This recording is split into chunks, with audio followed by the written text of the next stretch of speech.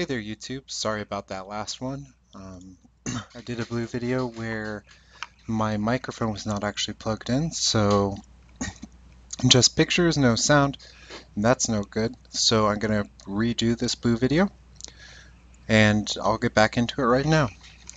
First up, we have Blinding Spray. It is 4 and a blue for an instant that says creatures your opponents control get -4/-0 until end of turn and draw a card. This effect has not always been the best in Limited, but I actually think it might be good here. It would take some play testing for me to find out how good it is and if it's splashable and all that. The fact that it draws you a card is important, and with a lot of bodies having 4 power in this format, just making them suddenly not able to trade with you might be something that makes this good. That said, I'm not sure if it's going to be good, and I have a suspicion that it won't be very good. Next up is Cancel. Reprinted it so many times I think I've lost count. It is 1 and 2 blue for an instant that says counter target spell. A lot of bombs in this format just randomly have tacked on, can't be countered. Other bombs in this format are morph creatures, and you don't want to be canceling a morph creature because it could just end up being a common or something that isn't that great to counter. So this is probably unplayable in this format despite the slowness.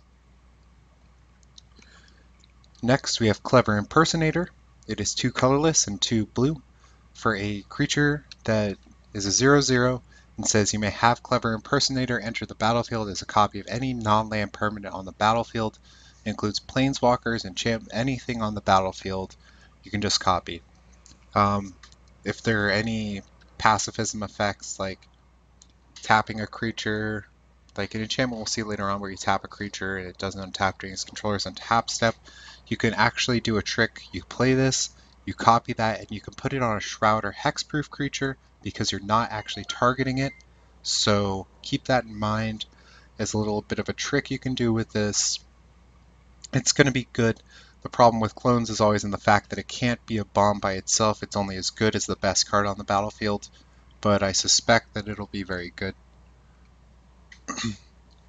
Next up is Crippling Chill. It's 2 colorless and a blue for an instant that says tap target creature. It doesn't untap during its controller's next untap step and draw a card. The fact that this card draws you a card makes me a lot happier with it. I'm very, very, very happy to play 1 in any sort of deck I have. It's good in aggressive decks, it's good in defensive decks because it's an instant you can tap a guy for 2 attack steps and you don't even lose a card for the play. So it's going to be a very good card. Next we have Dig Through Time, 6 colorless and 2 blue for an instant that says look at the top 7 cards of your library, put 2 of them into your hand and the rest at the bottom of your library in any order with Delve. And the question is, how much are you willing to pay for this card? It's essentially guaranteed 2 for 1, as you're going to be looking at 7 cards and choosing which of them are actually going to be worth netting you value. And that said, I think I'd be willing to pay 4 or 5 mana for this card. At instant speed, probably even 5.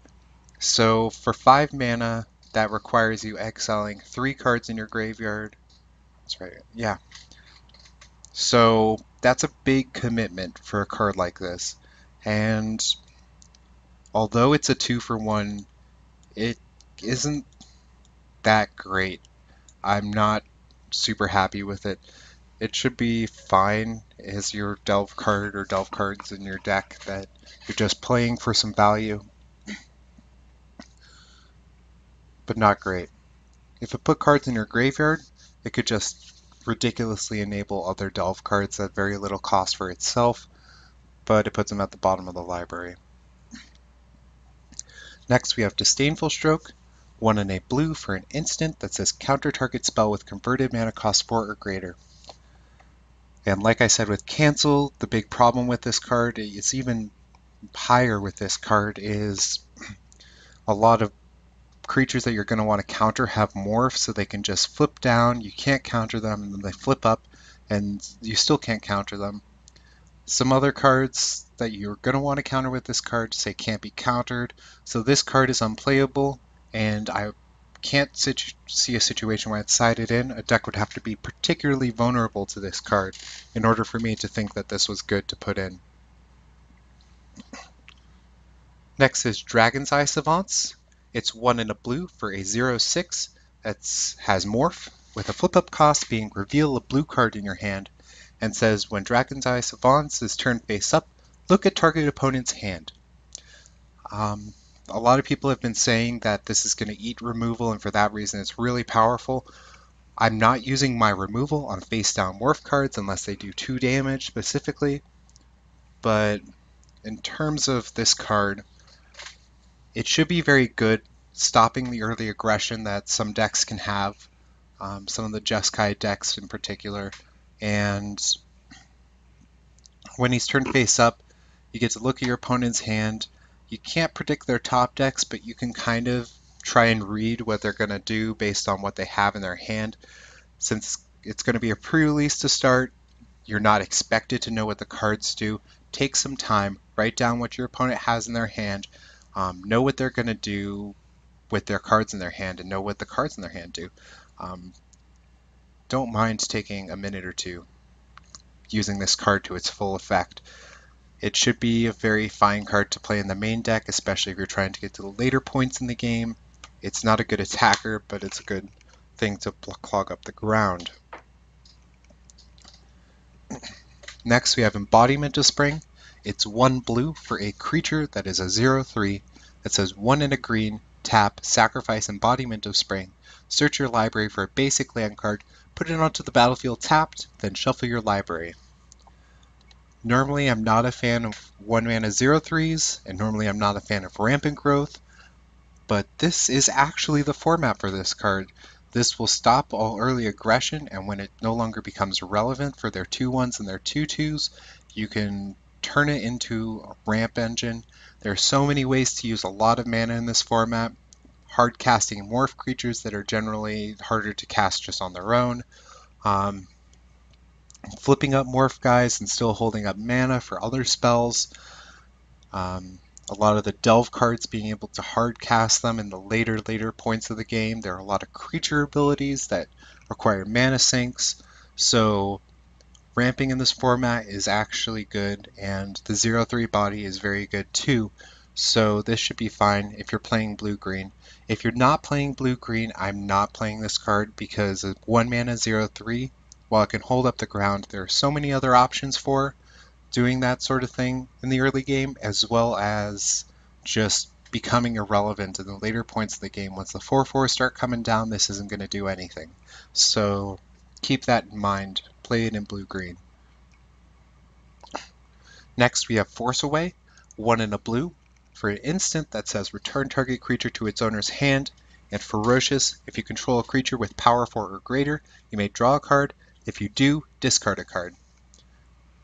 This is a lot better in this format than a lot of other formats because the morph mechanic is one that sets you behind on tempo in exchange for a bigger creature or a more efficient creature. So this card takes a card with morph and says you put yourself behind on tempo to play this card. Well, now guess what? You don't even get to play this card. It's like a double tempo swing in this format. And in aggressive decks, this is the sort of card you're going to want a lot of. It's going to actually enable you to start winning some games against the slower decks in the format.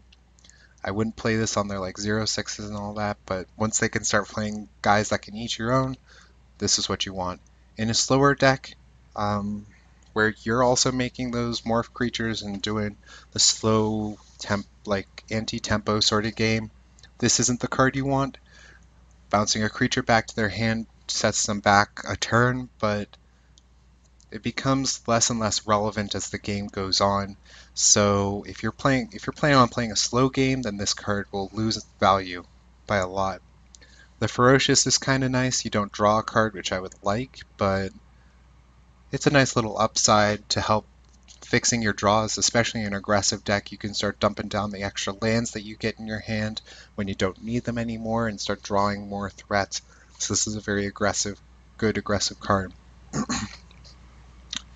Next, we have Glacial Stalker. It is 5 and a blue for a 4/5 with Morph and the flip up cost being 4 and a blue. A 4/5 in this format is very, very good at blocking. They're with a lot of 4/4s in the format. You're going to be able to block and kill their creature and not die. So just on its own, a 4/5 for 6 is acceptable. With the Morph, flipping this up for 5 when they attack with a 4/4, eating their guy, this should be a very, very decent card. Next, we have Icy Blast. It's X and a blue for tap X target creatures, and Ferocious, if you control a creature with power 4 or greater, those creatures don't untap during their controller's next untap steps. So this is Gridlock with the bonus of, it's an immense bonus, and I'll get into it in a second. Gridlock would not be a card I play in this format in a non-aggressive deck. However, it's really not hard to get Ferocious out. So once you have Ferocious out, this turns into a finisher, a ridiculously powerful finisher. Before their combat step, you play this card on their creatures. They can't attack you on their turn. They can't block you on your turn. They can't attack you on their next turn. And they can't block you on your next turn.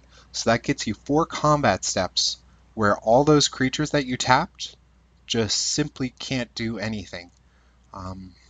One of the best finishers. Notable that it's also very splashable with 1 blue and a powerful effect like this. Next we have Jeskai Elder. It's 1 and a blue for a 1/2 with Prowess, and says whenever Jeskai Elder deals combat damage to a player, you may draw a card. If you do, discard a card. I would like to get this ability off twice to consider it giving me value over the course of the game, as later on it's not going to be doing very much. The question is, how easy is it to get this through twice?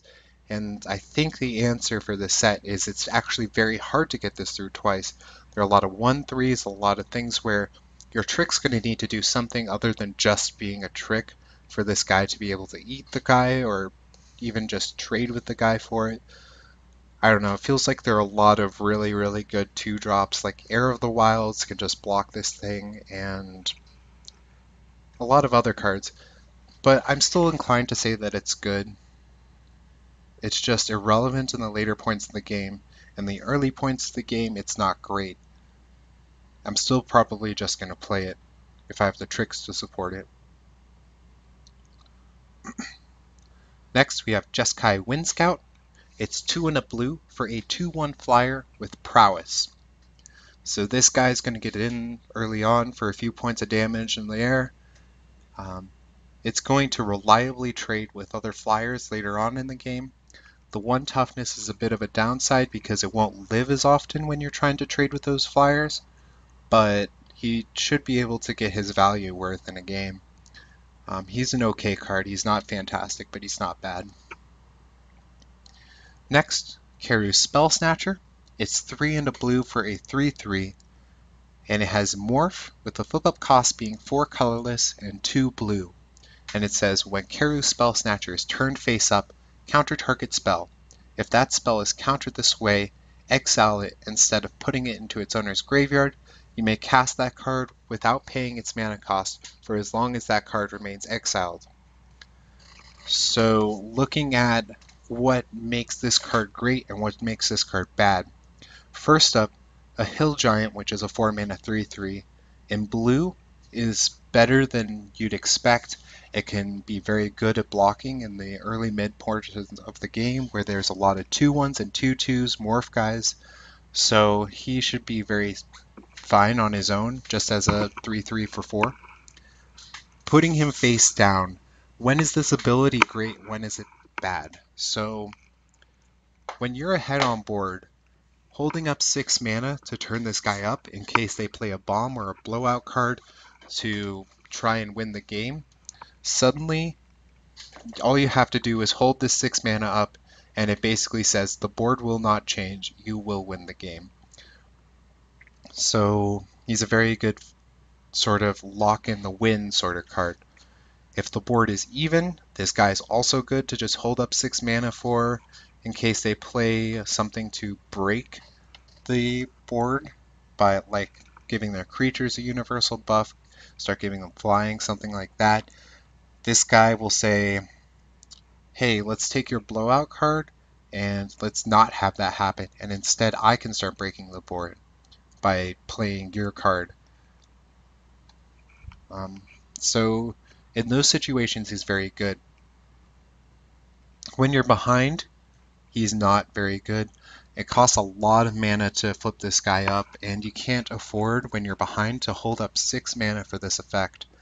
And even if you do, the amount of likelihood that you're going to get something that's able to turn your board state from a losing one to a winning one is pretty low.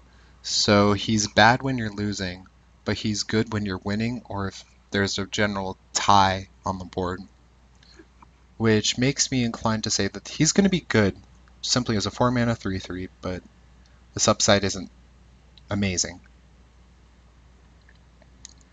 Next we have Mistfire Weaver. It's 3 and a blue for a 3/1 flying with morph, 2 and a blue, and says when Mistfire Weaver is turned face up, target creature you control gains hexproof until end of turn. So for a 3 power flyer, you're paying 5, so the downsides of this card being 1 toughness versus the upsides of it costing 1 less. For a flying body, 3 power is usually where you start to get into the very good range. The fact that it has 1 toughness and will only trade with a lot of the lower power flyers in the format is important, so I'm actually not a fan of the body on its own. The morph has a lot of blowout potential. They play a removal card when you're attacking with your guys, and suddenly you get to eat their removal card and you're attacking with a 3 power flyer, which they may not expect. Flying morph creatures always have the added benefit of being able to surprise their attackers, to be able to trade with them when they don't expect you to have a flyer. So she should be good, just not amazing. Next we have Monastery Flock. It's a 2 and a blue for a 0/5 defender flying and morph for a blue to flip up. This card is, I consider it a sideboard card. If your opponent's trying to rush you down in the early parts of the game, this will hold up the ground in the air until you can play your later drops. But if you're not trying to rush them down, if your opponent's not trying to rush you down, this isn't going to do much. A morph creature on attacking isn't very good. So yeah, side it in if somebody's trying to rush you down, but I'd be really hesitant to want to play this in the main deck. This is just more evidence, though, that rush decks aren't going to work as well, because cards like this are at common and will just stop your plan completely. Next, we have Mystic of the Hidden Way. It's 4 colorless and a blue for a 3/2 creature that says Mystic of the Hidden Way can't be blocked, and morph with the flip-up cost being 2 and a blue. So strangely enough, I know Mardu is red, white, black, and this is blue, but he's probably one of the better ways to enable raid. Even though he's really slow, the fact that he can't be blocked means that you're not going to be losing value by attacking with your creature. 3 power evasion for 5 mana. It's even better than flying because they can't have a way to deal with it. Well, it's better than flying on the offense, I should say, not on the defense. I mean, it's a very good card on its own, and morphing this guy and starting the clock on turn 4 by attacking with 3 unblockable damage every turn is another upside to this card. It's a very, very decent card, if not a little slow. Next is Pearl Lake Ancient. It's 5 colorless and 2 blue, and wow, okay, let me go over this card. It's a 6/7 with flash. It can't be countered. It has prowess, and if you return 3 lands you control to their owner's hand, you get to bounce them back to your hand. This is insane. Yes, it's very slow. This format is very slow. So this guy turns into unplayable in certain formats to just broken in this format. They attack with their guys. This is almost assuredly going to eat one of their guys because it'll be bigger and they just won't expect it. The prowess means that if you try and double block this guy, you can get blown out so easily. So what are you going to do? Are you going to triple block? Are you going to quadruple block? Are you just going to take the 6 damage? He can also, if that wasn't enough, you can't easily remove this guy. He just says, okay, you will stall your card that's attempted to removing my guy is only going to stall me for 3 turns before I can drop this guy back down. And in the later portions of the game, the super late portions of the game where you have 10 mana, this guy can attack, can threaten a combat trick and get through for some damage. You bounce 3 lands back to your hand, and you just play this, or you just hold it in your hand to be able to block. And it's like you didn't even attack, like it's like you have vigilance or some shit. Like it's ridiculous. Absolutely ridiculous.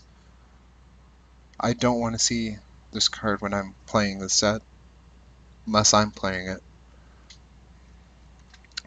Next is Quiet Contemplation.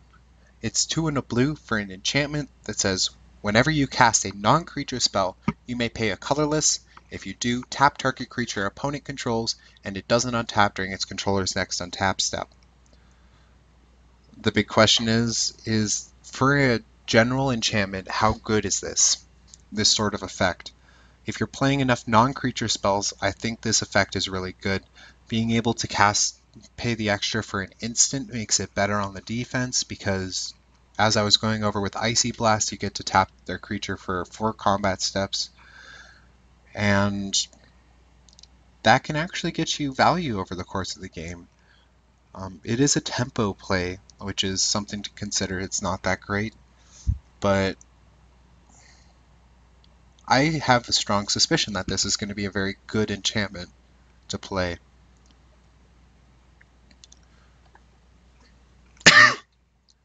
Next we have Riverwheel Aerialists. It's 5 and a blue for a 4/5 flying with prowess. There's also a Jinn Monk, and that's actually really cool. So 6 mana for 4 power flyer, check. 4/5 body, which is very good at blocking all the 4/4s in the format, check. Very good at attacking, check. Very good at closing out games with prowess, check. Like, this is a very decent finisher in a lot of Jeskai decks. Is just going to say, oh, I got in for a lot's damage early, and now I'm just going to close you out with my hard to block flyer. So, very good. Next we have Scaldkin. It's 3 and a blue for a 2/2 flyer that says 2 and a red, sacrifice Scaldkin. Scaldkin does 2 damage to target creature or player. So you're paying 1 extra mana on your 2/2 flyer to get this ability of shocking a guy, or your opponent, but that's less relevant. Even with Morph in the format, I think this guy's a little slow. He should be okay, but he's more around like a 20th card in your deck and might not just make the cut in a lot of your really good decks. He just not coming down with your flyer earlier means that you're less likely to get damage through, and shocking one of their morph guys, which is what you're most likely going to be doing for this card. You can randomly like end up getting their bomb, but you can also randomly end up getting the 0/6 in blue, where you just didn't do anything. So he should be okay. Nothing amazing. Next we have Scion of Glaciers. It's 2 colorless and 2 blue for a 2/5 with blue. Scion of Glaciers gets +1/-1 until end of turn. I'm happy they printed this at a 2/5 as it's probably the body I would like this to be most of the time. When I'm blocking, I want to block 4/4s. I want to not die for it. Very happy with this. And when you get through, being able to punch through for some extra damage means that this isn't just a defensive creature. You can threaten tricks with your Jeskai decks especially, and when this guy gets through, he can just be like, oh, I didn't have a trick, you're taking a bunch of damage. So he should be very good in every deck, but especially Jeskai. Next we have Set Adrift. It is 5 colorless and a blue for put target non-land permanent on top of its owner's library and delve. It's also a sorcery. So how much would I be willing to pay to play this card in my deck? I would like to be paying 3 mana for this to be at sorcery speed. Sorcery really takes a hit to this card. You can't use it in response to removal. You can't use it in response to combat tricks. You can't use it on their attacking step, which are 3 of the big cards that make this effect very good. So given that, I would like to pay 3 mana for this. And that means exiling 3 cards. And given the general power of this card, I can't see that I'm going to play it too much. It's just a little too inconsistent and a little just not powerful enough for this to be the delve card that I want. There are so many better options. Next we have Singing Bellstrike. When I was talking about Clever Impersonator, this was the card I was referring to. It's 1 and a blue for an enchant creature. When Singing Bellstrike enters the battlefield, tap enchanted creature. Enchanted creature doesn't untap during its controller's untap step, and enchanted creature has 6 colorless. Untap this creature. So this is a very, very, on top of the fact that it's called Singing Bellstrike, I mean, that's just really cool. What are you going to do? I'm just trying to picture how you do a Singing Bellstrike. It's going to slow down the format at common. This card is going to make games go a lot longer. It actually doesn't really get irrelevant. The 6 colorless is only going to start being bad when your opponent has something like 10 or 11 mana out. So very, very strong for a very large portion of the game. It even has an incidental added value to in that portion of the game. If you draw this card, you have like, say, 14 ridiculous amount of mana, I know, but possible in this format. You have 14 mana up. Heck, even 8 mana up. You attack with your bomb. You get through some damage. You play this on your guy, and suddenly you can untap it to be able to block with it in case that next combat's really relevant. Or if you have 14 mana, you can untap it at the beginning of your turn by using the ability, attack with it, and then untap it. So it has a little bit of weirdness there, but it's just extra upside on an already fantastic card. So play it and be happy. Like, this will be a very good card. Next we have Stubborn Denial. It's 1 blue for an instant that says counter target non-creature spell unless its controller pays 1. And Ferocious. Rawr. If you control a creature with power 4 or greater, counter that spell instead.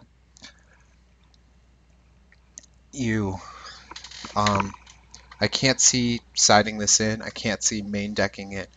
The fact that it's a non-creature spell just makes this card really bad. It's not going to be good in the early stages of the game. It's not going to be good in the later stages of the game. Like, being worse than Negate is just not a good card. I mean, yeah, technically it's not worse than Negate, but it's about worse than Negate. Next we have Tygam Scheming. It's 1 and a blue for a sorcery that says look at the top 5 cards of your library, put any number of them into your graveyard, and the rest back on top of your library in any order. So this is a very deep card in terms of you're losing a card to get this effect because you're not drawing a card, but you're enabling your delve guys. If you have a really fantastic delve guy in your hand, you could just be like, I don't care what's on top. I'm putting all 5 in my graveyard just so I can put this guy out turn 3. And that can lead to some ridiculous sequences of this guy into, like, I don't know, how much does Necropolis Fiend cost? It costs like 9. So you can play Necropolis Fiend on turn 4 as a 4/5 flying. Yeah, so this can be a very powerful card. I wouldn't play it if I had less than 5 Delve cards in my deck, and I think that a lot of decks that have 5 or more Delve cards in their deck are actually really mediocre at best. So, not the biggest fan, but I can see it killing me very quickly in certain unlucky sequences of games. Next we have Thousand Winds. It's 4 blue for a 5/6 flyer. It also has Morph with a flip-up cost being 5 colorless, 2 blue, and when he's turned face up, you get to return all other tapped creatures to their owner's hands. So, 6 mana for a 5/6 flyer. Awesome. Awesome. You're 1 below the curve. You have an extra toughness. Just obscenely good. And let's get into the upside. If you play this guy for Morph, you play him on curve. What do you get for that? In the right board, if you flip this up at the right time, you win the game. If they attacked with all their guys and you managed to not die from whatever they had,